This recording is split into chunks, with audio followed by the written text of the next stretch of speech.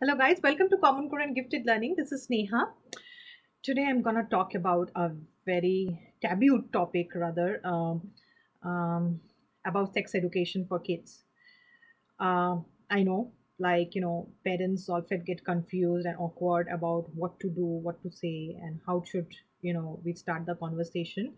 And this has been like a lot of problems, and I myself went through this, so I do understand and can connect with you. So what I have done is individually separate them as age appropriate content, because content is the first thing you have to decide on, like how much to say, what to say, and what are the topics we should be covering at what age. So I made like a possible structure that worked for me, and I hope it works for the kids of the age group you have. And it's a little bit complicated topic, but I hope together we can get there. So let's just jump in. Sex education for kids. So I really believe in this, that the conversation starts before you think it does. And it's just something I speak from my personal experience. Doesn't necessarily have to be you. I feel the goal here should be to educate the kids to take their own decision, not to impose what you think and what are your views about sex education. It should be about what the giving them the tools and really guide them to understand how they feel about it, and take their own decision. And how can you do that? So things we will cover in this video is age appropriate content, tips, importance of sex education, and criticality of time. These are the four aspects we will be covering in today's video regarding each age group. To the most difficult and hormone driven phase of child development, teens. So, basic three things: consequences, safety, and consent, open dialogue. Because no matter whatever you say at this age, where the hormones is racing at the speed of light, there is so much you can do and guide them. So preteens is the best time to start your conversation, if not complete the whole thing, but at least talk about some consequences, safety, and consent, and keep the dialogue open. And I'll go over all these three topics in detail. First, let's talk about consequences. Be practical, honest about every choice has a consequence. Meaning, like, be practical and honest, as in, every choice you make with your sex life has a consequence. Like, you can get sick if you're not using like proper safety. Or what are your views and about a particular topic, say about the safety or the finance, that if you're planning to become a dad right now, I'm not gonna pay for your child. You will be basically under the bridge. And tell them like what are the laws, and talk about the legalities and why they have made that bar. Then next will be mention about the downsides. Downsides as in, what are the good sides of sex and what are the downsides. Yeah, it's not a taboo, and it gives you happy feeling, it's okay to explore. But what are the downsides at the same time, and what are the precautions that it can actually get into a real trouble, and there are like legal problems you can get it if you're underage, and also health concerns, etc., etc. Time is very important. You have to start talking to them before the shit hits the fan. Otherwise, this is gonna be a lot of trouble later on, because they are indecisive at this age, and they are very impulsive. So time is very important. The time when you are even practicing sex is very important. The age is important. So all these things, uh, you know you have to start talking from like teens or preteens if possible. Safety and consent. So you have to also let them know how drug and alcohol influence on the consent and how they can get into trouble. And it depends on the parent how you want to put it. This doesn't mean they don't need to try drug or alcohol, but it's more like, how to keep it to a limit and where to stop so that it doesn't get into a illegal or situation or legal complication. So because these things do influence, and you can share some stories and you can share your personal experience to go about it. Then give them ideas to balance their and other boundaries. So just don't tell them like, okay, drug influences you, alcohol influences you. If my dad was there, he would have like, thrown you out of the house if you were doing this. No, it doesn't help. This generation is very different.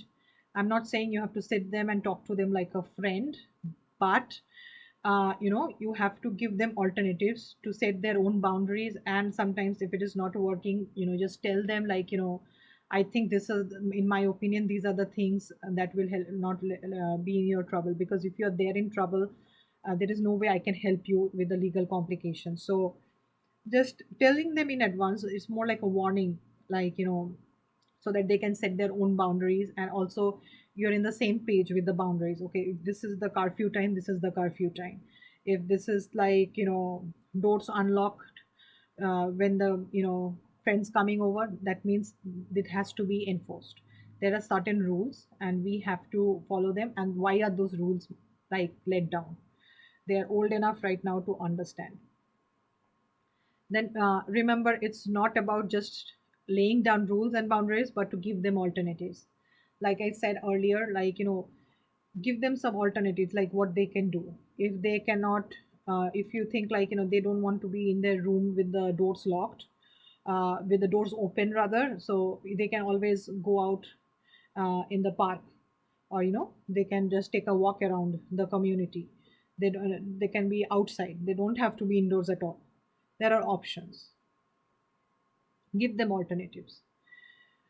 Talking about what you can do about it consistently helps bonding. So this is about open conversation. I was talking about like, all the questions and all the topics will not come at the same time. So good bonding with your child sometimes help, like when they can't understand, they're confused, they don't know whom to run to. The safest place they find, or it should be, is like the home. So if he or she is talking about sex education, talking about dating, talking about girlfriends, uh, don't like yell at them, or don't overreact, or don't take it personally, or don't try to judge your own parenting skills, or don't blame. If they land up in trouble somehow, experimenting with a case with a girl, and like, or a girl getting in trouble or get bullied with some kind of a sex related topic, don't go overboard with it. Like, don't yell at them, try to be calm and try to help them out. And later on you can talk about it and judge them. So more than judging your child, or judging your own parenting skill, feeling guilty and feeling mad, try to keep that consistent bond with your child. That really helps them not to keep you away from the secrets. And also like they have some place to run to. They know that whatever happens, at least my parents are at my back. So that kind of bonding. So anything you want to discuss, don't discuss in front of their friends. Don't discuss or yell in front of the other kids. Always, it should be your private conversation. It should be a understanding between you and your child. It doesn't have to be, you know, a public shaming thing. And this practice starts at a very early age. So I really recommend you to, you know, they understand that neutral tone, that okay, this is something, you know okay, I made a mistake, because mistakes are inevitable and they learn from their mistakes, so they will be doing mistakes. But Your job is to first take them out of the pit. There will be a lot of time to talk about it and judge it later, but not in front of the public. Have their back in front of the public and then probably give them a scolding when they're home. But having their back is very important, because and this and give time to the conversations, give time to the uh, give not only give time to the conversation, give time to their child's ideas, give child talk to your child, keep the conversations open. This is the best and the like only key probably that works in teens. Otherwise rest of it is all like impulse driven. At this age it's very vulnerable age, and if they don't get the bonding from you, they will run to other source of comfort: drugs, alcohol, friends, bad influence. I'm not saying that who has parent them very well still they hunt for the other not doesn't hunt for the other avenues. They will still do it, but it as really stays in a very experimental level. Like they will go explore and then they probably come back. Every child will try a cigarette. Every child will sip a drink. It's like the way their minds work at this age. But whether it becomes a constant problem of drug abuse or alcoholism, or they get into a gang fight, depends actually on if how much you know your child or the bonding is there. And this bonding doesn't happen suddenly on a teenage. It happens way earlier. It depends on how you put things in front of him. So it's a process and it's a journey, and that's why I thought if you're a parent who still has time with your kid, uh, you know take your time. And and that's why I'm sharing this video. That was the whole like goal, to start early so that you can build your blocks like in a safe way and also in a proper way. Keeping an open dialogue. So initial conversation is not enough. It's just talking about it one time is not enough. You have to consistently try to talk to them, find several ways, take them different places, and try to talk it out in different situation, different condition. Go for like night walks to talk about it. Sometimes they are not comfortable talking about in front of both parents. So these are some observations, and it doesn't have to be always vocal. These are some observations, just keeping an eye on them. It's nothing to, it's not a spy. Let me clear this thing. It's not spying. It's not about constantly checking your, kiddo's phone, or constantly checking, where they are, or, spying on them. It's about changes in body language. Every parent kind of knows. It's not about you can't do this if you're not a homeschooling parent, or you can't do this like if you're a busy parent. Even if you're working and fine, weekends, some days off, whenever, if you're even if you're like deployed somewhere, you're coming back after 3 months, talking to your child constantly, keeping a tab over the phone, or tab as in keeping a tab on their emotion, not tab on like whereabouts, where they are going, how much they are spending. That's a very separate topic. But emotional tab, are you feeling okay? Is there something you want to talk about? Is there any way I can help you my child? Something like that. Just keeping them very comforting tone, that letting them know that anytime you need me, I'm a call away, or anytime you need me, I'll have your back. You are my priority, like assuring them. Let them know you are open for any questions. And yeah, that's I was telling you that letting them know that they can ask you anything. They can talk about anything in this world, any confusion. Even if they are getting into a big time problem or a trouble, and it becomes like a very illegal or a police case, what's going to happen? Okay, we will see what we can do about it. And then you have to decide which way you want to go. That conversation is later.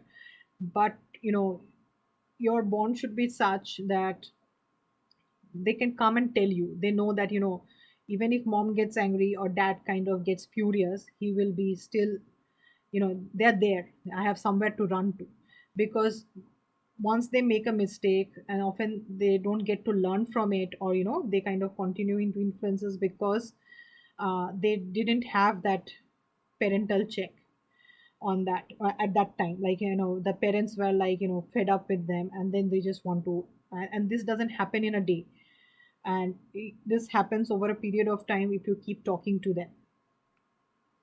Building trust by keeping neutral tone and avoiding excitement or upset feelings on discoveries, like discovering like a cigarette butt, discovering porn magazines in your child's room. Don't take it personally.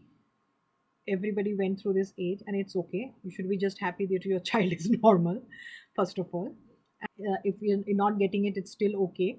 It's not that your child is not reaching the developmental milestone or something like that. So don't take things personally. Try to find out instead the root cause, that what is, and to even do that, you have to be yourself in a very neutral zone. You cannot be too excited in a red zone, or kind of too or feeling like, yeah, it will happen when it just, cannot let back type of, lazy zone. You have to have a vigilant, steady, vigilant eye, observe, and think about it. Talk to your child. If they're not like, doesn't want to talk to you, try to find, ways to talk. And if they need counseling help, and it's okay.